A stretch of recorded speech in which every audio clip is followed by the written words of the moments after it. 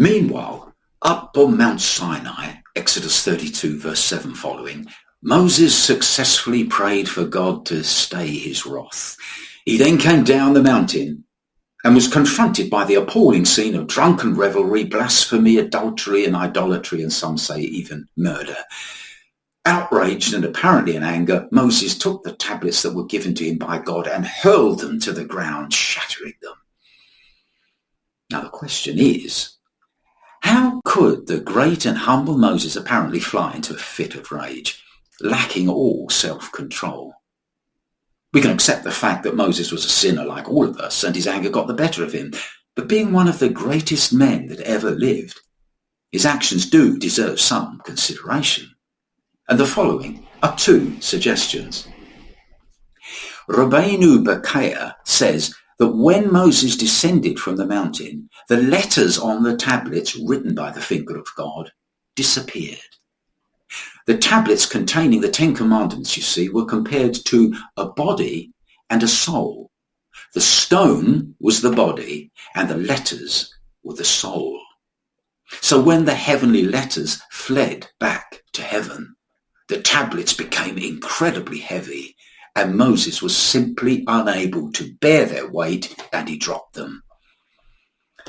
Now, admittedly, this is a very mystical explanation, but it does contain the essence of truth. Jesus himself condemned the heavy weights the Pharisees were loading upon the people as a result of doctrine that was not according to the Spirit. The Spirit, as it were, had fled their doctrine, and they were loading the people with heavy weights. In fact, this was the nub of the ongoing tension between Jesus and the legalists. Now, there's a second suggestion. The giving of the Torah at Sinai is understood to be the marriage between God and Israel. The two tablets, therefore, served as the marriage contract. And Moses, therefore, reasoned, better that Israel be judged as an unmarried woman who acts promiscuously than as a married one who acts promiscuously, because the severity of the sin and the consequent punishment would be minimized. And so when Moses broke the tablets, he was tearing up the marriage contract to make it easier on the people. Now, this is a beautiful idea that exhibits the incredible love of Moses for the people. The Talmud states that when Moses broke the tablets, God not only agreed with his action, but he praised the action. Now, this seems strange. Even if his smashing of the tablets was justified, how come it was praiseworthy?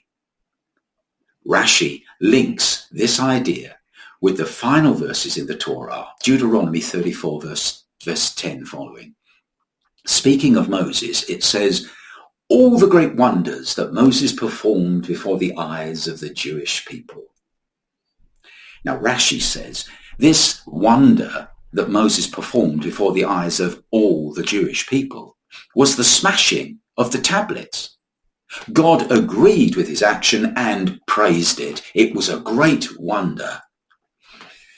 In fact, the smashing of the tablets was understood as Moses' greatest display of love for his people and his crowning moment as a leader.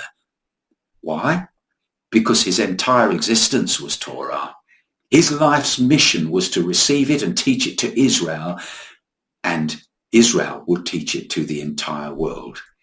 So intense was Moses' connection with Torah, it's even called the Torah of Moses, Malachi 4:4. Yet in spite of his love for Torah, he was willing to sacrifice even that for his people in order to alleviate the judgment that would befall them for the sin of the golden calf. Without the marriage contract, you see, their unfaithfulness to God would be less serious than it would be if they were married to him. Moses smashed his dream for the love of the people. He didn't stand aloof from them, but stood alongside them, as it were. That's a beautiful truth. It says about Jesus, he was numbered with the transgressors. Isaiah 53 verse 12. As a true Jewish leader and forerunner of the Messiah, Moses was willing to put his people before all. This is why God not only agreed with his actions, but praised him. And this is also why the Torah ends with an allusion to this incident, for this was Moses' defining moment. What an interesting idea.